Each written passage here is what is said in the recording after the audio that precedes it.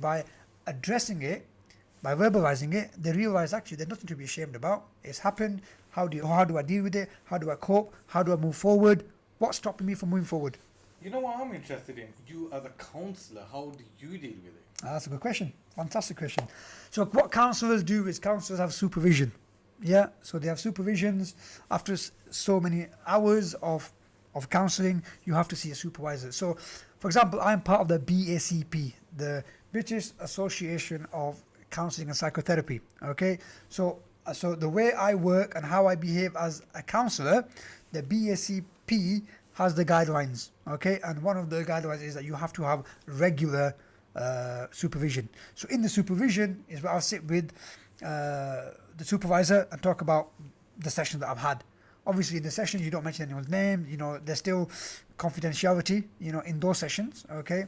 But then if there's something that I've struggled with, so something that I think that this person talked about abuse or this person talked about suicide, and if it had any impact on me, so that's where I get my support.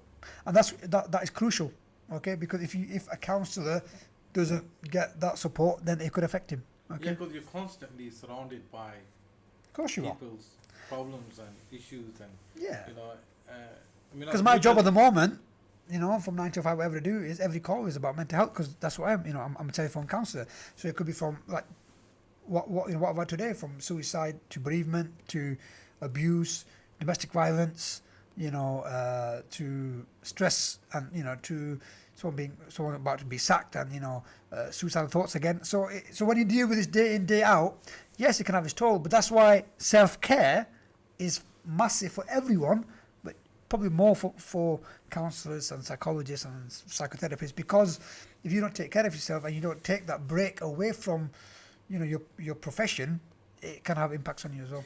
Okay, so now will be a perfect